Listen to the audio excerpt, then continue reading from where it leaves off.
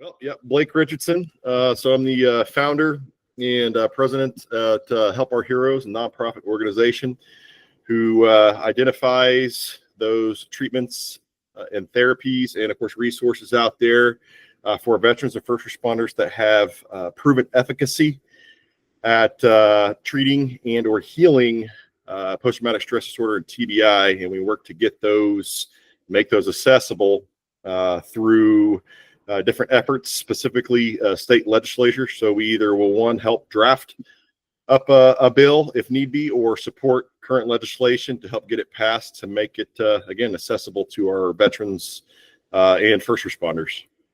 So a little bit about Help Our Heroes. And of course, myself, I served in the Marine Corps from 2004 to roughly 2009, did a little bit of reserve time in there between that time. And of course, while I was in, I served 2 tours in Iraq. So one in roughly end of 2005 and 2006. And then another tour back in 2007, 2008, or sorry, 2006, 2007 in Iraq, 2 different locations and two different times, and both times were completely different. One, we were sleeping in GP tents for the first tour, and the other one we were sleeping in almost like Connex boxes that had air conditioning. So that was completely day and night. And of course, the first tour, we were getting indirect fire quite often. And I talk a little bit about that specifically as my first tour in 2005, 2006. When I was over there, I was hit by a rocket-propelled grenade right outside of our tent while I was sleeping, and caused me to have traumatic brain injury. And of course, without diving into too much of the details, kind of like you'd see in a movie, blast goes off, couldn't hear, put me in shock, urinated myself, and the sergeant came in yelling and screaming, "Hey, get up, put your flak jacket on, get your Kevlar on. We got to go get in the bunker like right now. Let's go." And of course, didn't think anything of it. Didn't do any testing that I can recall of after getting out. But beyond the fact I do know they have testing, the ANAM testing to identify TBI after an incident like that does happen. But so that was my first incident. And of course, being a motor T mechanic initially, that's what I went in as. However, when I was overseas, they kind of pushed me over to the military police, which I was totally fine with that because I wasn't a big fan of working on trucks to begin with, but it was a job. Went out there and did it to my best ability and got it done. So once I got onto my before my second tour, I had hit myself in the head quite a bit. As of course, if you're avid mechanic, and you're working under trucks, you're exposed to heavy equipment and of course parts, etc. And I've slipped off and have seen stars after hitting myself in the head a couple times. And of course, been exposed to multiple exposures over there, such as burn pits, and of course indirect fire, as I'd mentioned.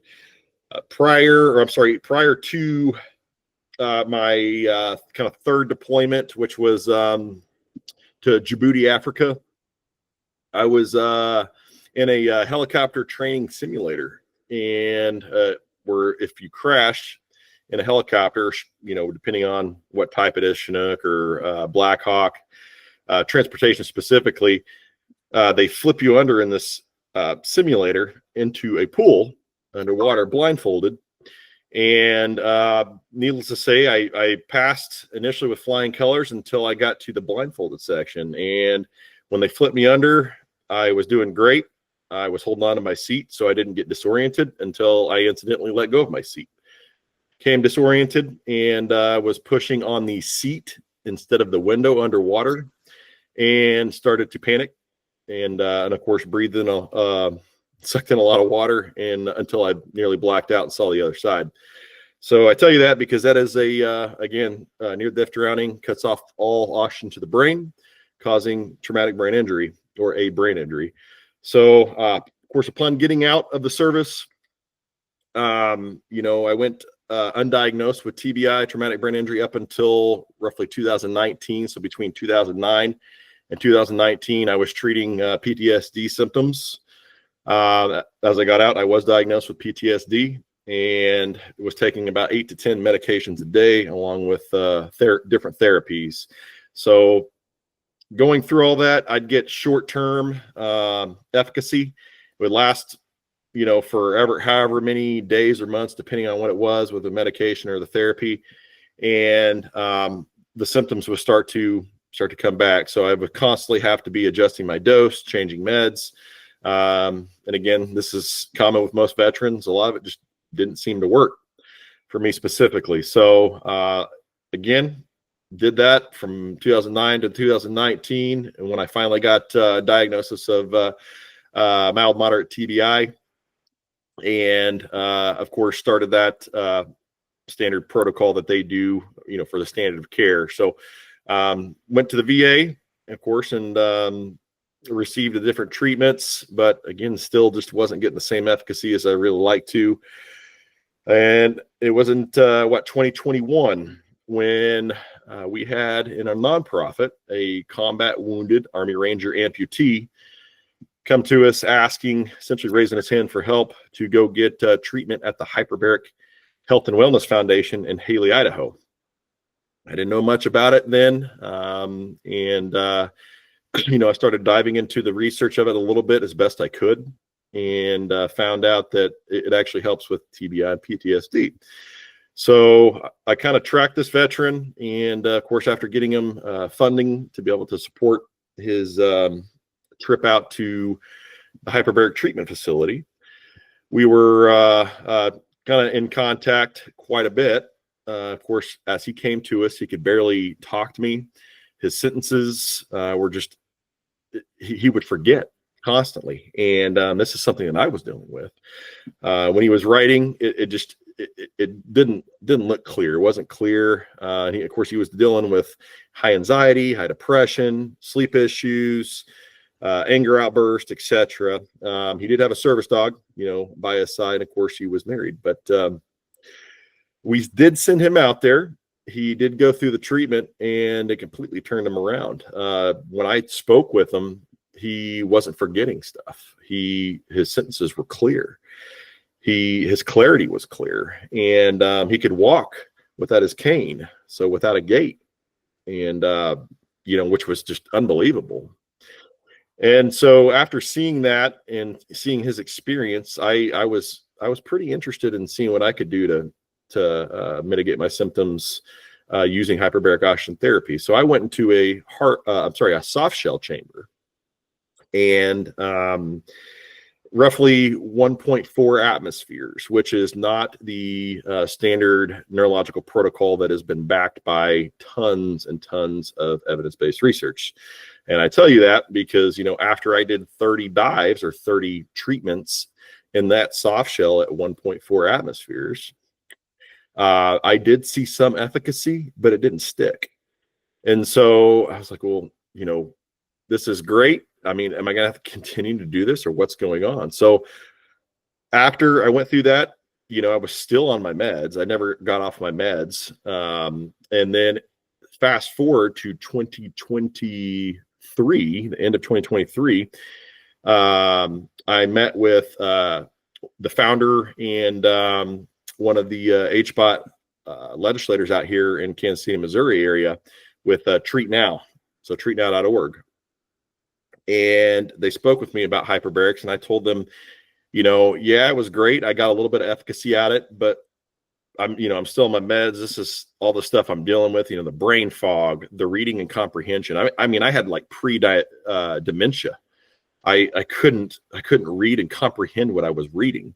I would forget things all the time. People say, oh, I forget stuff all the time. That's common. Well, this was nonstop. So much so that, that not only affected my family life, but also my career as well. So, which again is not uncommon in the veteran space. So I continued to talk with the founder of Treat Now, and of course Dell with Treat Now here in Kansas City, Missouri, about it. And they told me, like, you weren't getting treated at the appropriate protocol.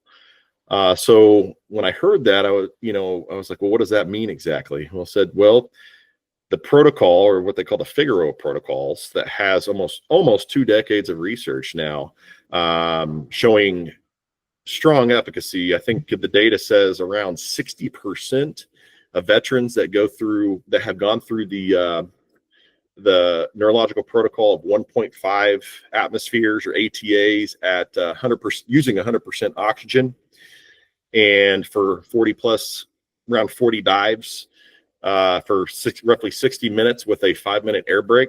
That's when the true healing is actually seen. So I decided, hey, I'm going to give this another go.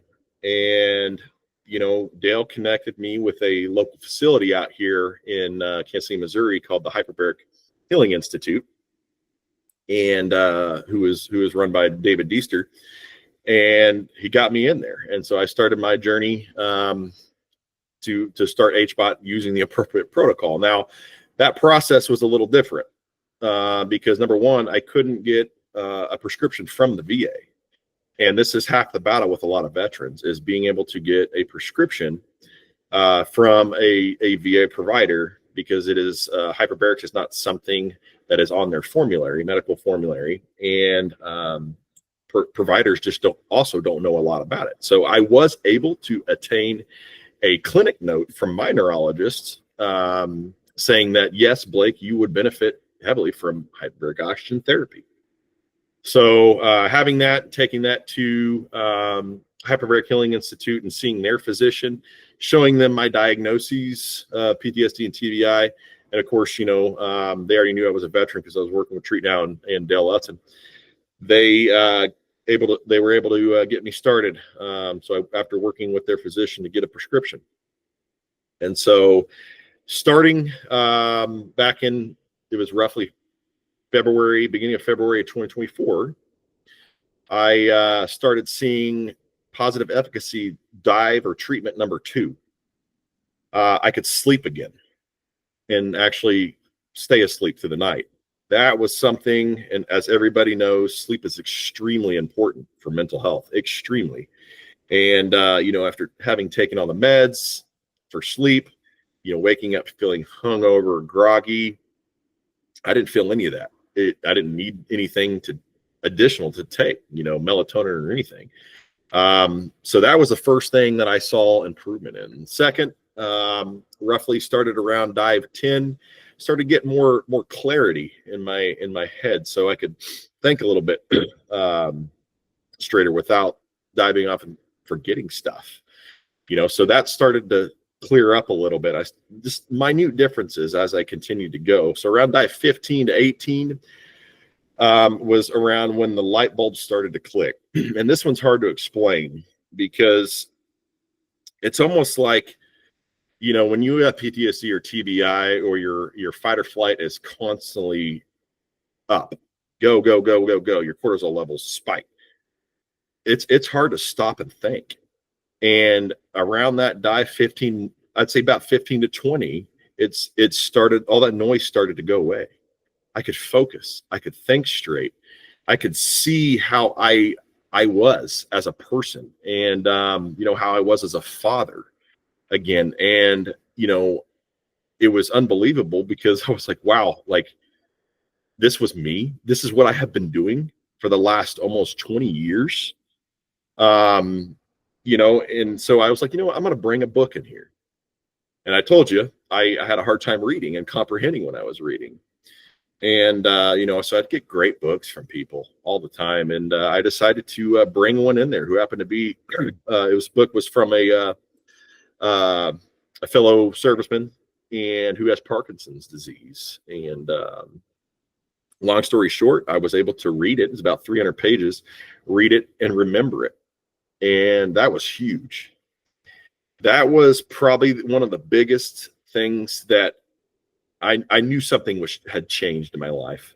And I knew this was going to have a positive outcome, because I had been trying to read books for so long and actually remember it and retain it, because most people, I mean, that's normal to most people. When they read a book, you retain it.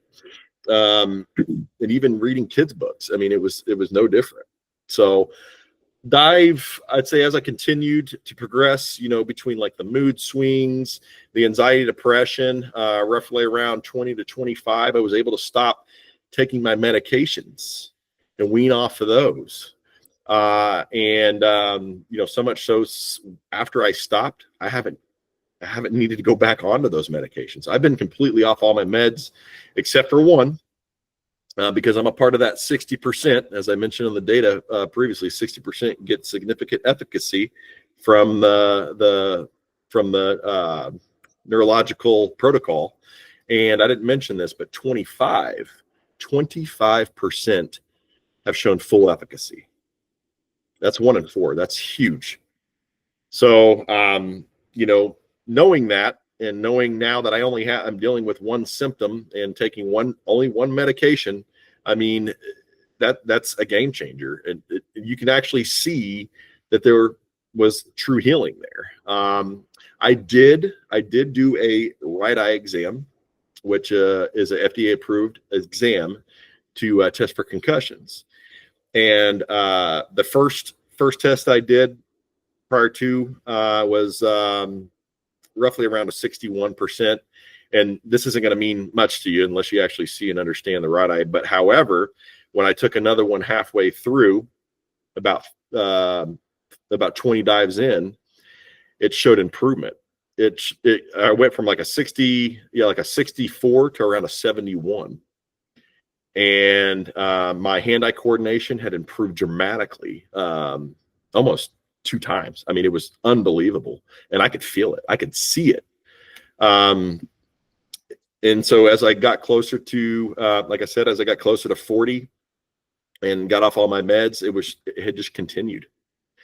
I haven't needed my medications. My anxiety and depression are controlled. I can read again, understand what I'm reading. Anger outbursts, I don't have those anymore. Which, that's huge, especially when you have kids. I don't want my kids seeing me getting enraged. They shouldn't have to see that. And I knew, I was a good father. That's another thing that it made me a better person and a better father to my kids, because I was socially isolated.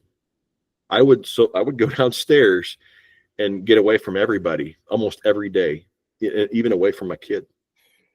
And that's common with individuals that have PTSD and TBI. But I thought the meds were the saving grace and the therapy, but unfortunately that didn't do it. It was the hyperbarics that got me out of that slumber. So now with the kind of fast forward, a year later, I am getting a few more dives in the chamber now. So I'm roughly at around 47, and also looking at some other modalities like neurofeedback as well, incorporating that with it alongside to get, my end goal is full remission, and also ensuring that I continue to take care of myself. Because that was another thing too.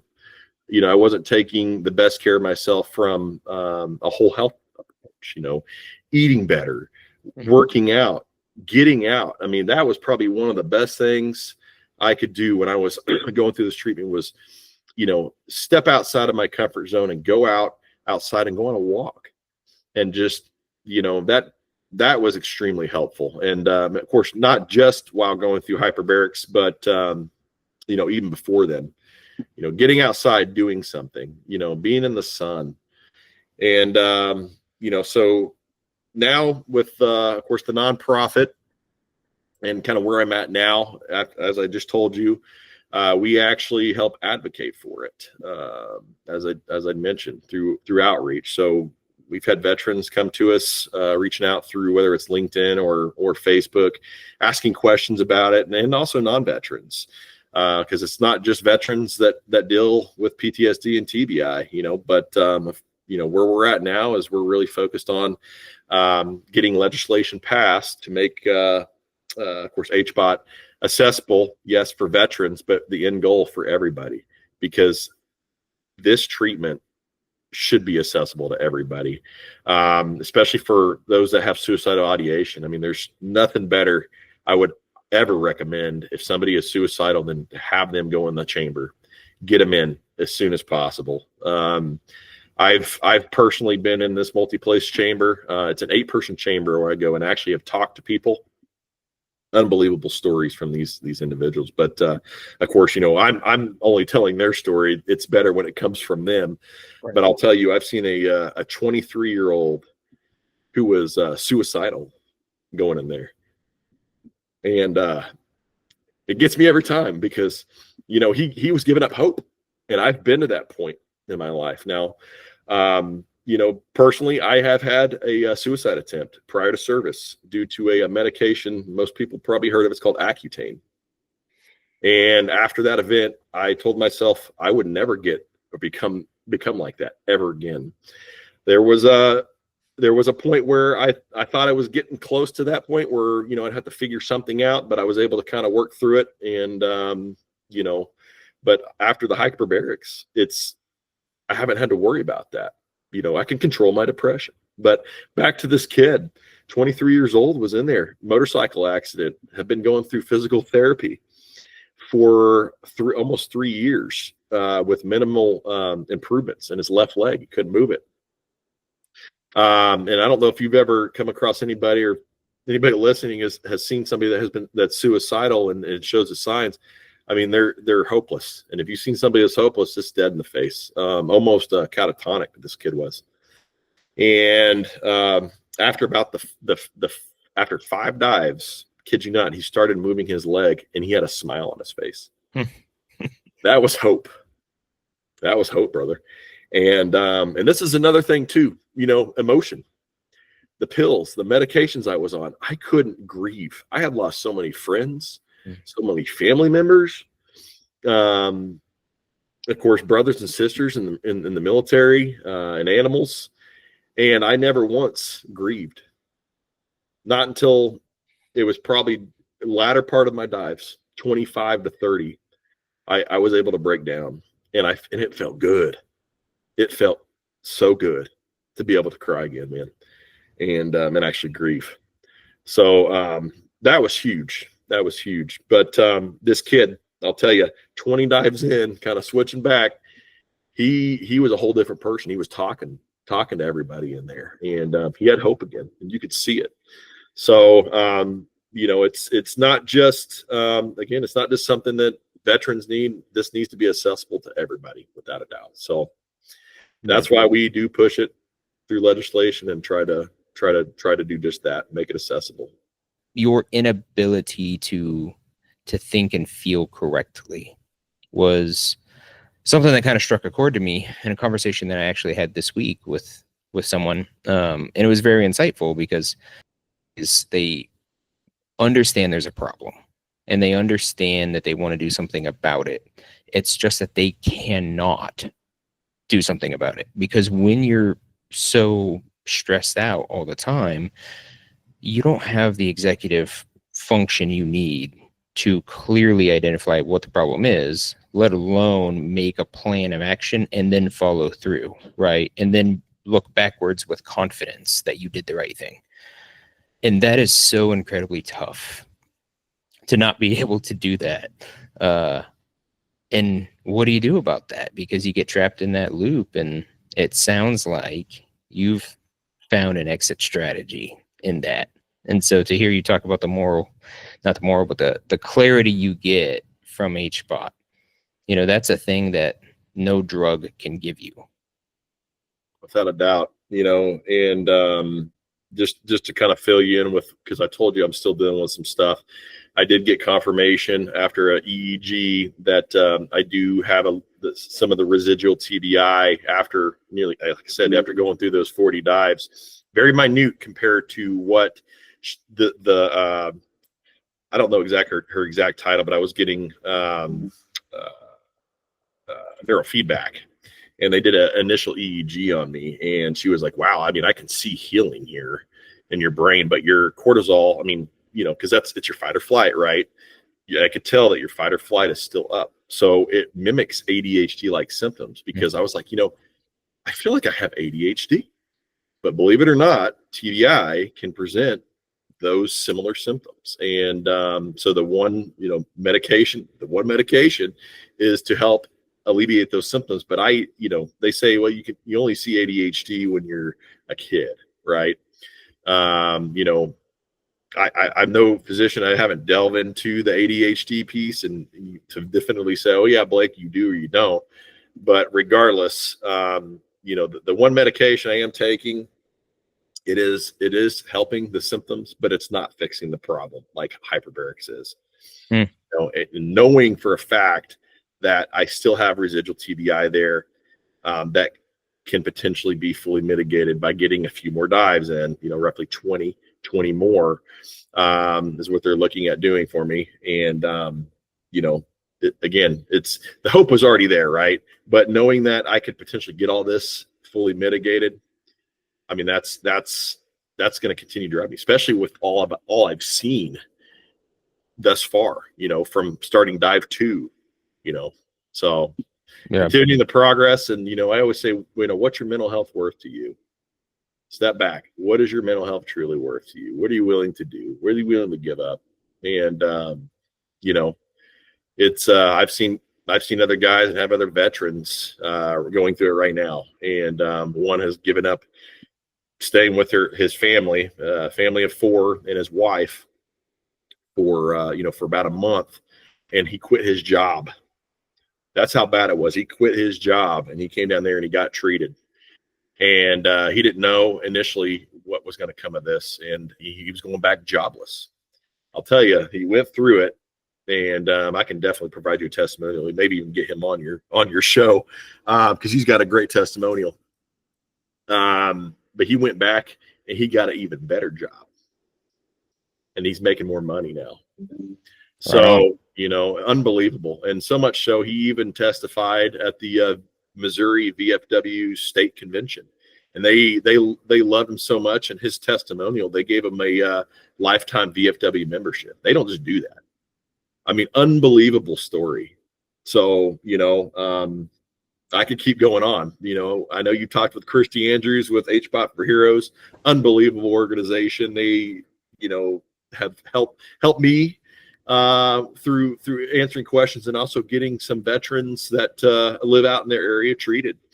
And great organization, the same efficacy, those veterans have gotten from that treatment that they have at Excavita. So unbelievable organization. Of course, Treat Now, with all the data and all the information is, of course, being a part of their team and helping advocate for this through different legislative efforts. It's been quite a journey. But people listen, and some people take it in and say, "Oh, Blake, that's just kooky, dude. You're breathing oxygen under pressure." And this is what I got from the when I spoke at the rally last year, after going to roughly 25 dives at that point. Believe it or not, I was able to speak in front of at that point, I was able to speak to about 300 veterans up on stage next to a senator and a representative there, and gave my story. And I had veterans coming up to me crying because they thought they lost all hope and there was nothing else they could do. Unbelievable. And then next thing you know, they're going through treatment and getting themselves, and lives are just being changed. So again, it's not hocus pocus. It's science. There's a ton of data to back it and prove that it works. And again, I'm here for it, here to help. Yeah, that's an incredible testimony. I look forward to hearing more about that. I just saw that in Missouri, the governor signed a bill that encouraged or funded the research. Probably a step one. I mean, probably not what you want to see, right? Because what you end goal would be you want to have it fully funded, available. But that's a really good first step. Yes. Yeah.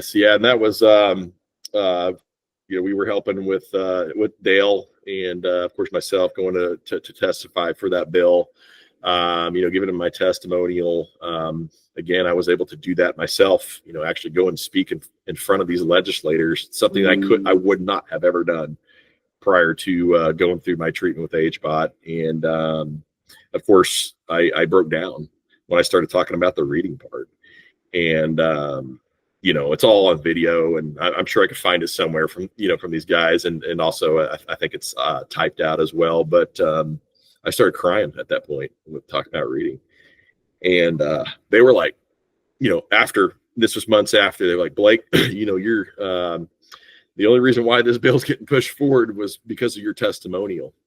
That's why these representatives are watching it and seeing it, and they're hearing about your testimony, and this is the reason why. And that was, man, all I did was just tell my story, man. And but clearly more people need to hear it, because there's a solution. There's a solution to the suicidal ideation and the suicides, period. I have no doubt that, veterans that are just struggling, and just individuals, not even veterans, with whether it's PTSD or severe anxiety, depression, and having suicidal ideation, figure out a way to get into hyperbarics. If you got to take out a small loan to do it, I'm telling you, it is life-changing. It is completely life-changing. And again, the data backs it. So, but yeah, it's unbelievable, man. Where can people get a hold of you? Your website, you mentioned your LinkedIn. I know you're active on there. There's a ton of veterans who are going to be hearing this because I'm sharing it with a lot of people I know. And then so is Kevin, and they're going to have questions. And where can they get a hold of you, and where can they learn more? Yeah. So you can reach me either on, again, LinkedIn or Facebook. You can also message me directly at support@helpourheroes.org. And of course, if you want to learn more about hyperbaric specifically and about what we're doing, you can visit https:// Help Our Heroes. That's HELPOURHEROES.org, not HERO, FYI. It's not a euro. So anyhow, yeah, that's where you can find us. So helpourheroes.org. But reach out to me. Definitely reach out to me through LinkedIn.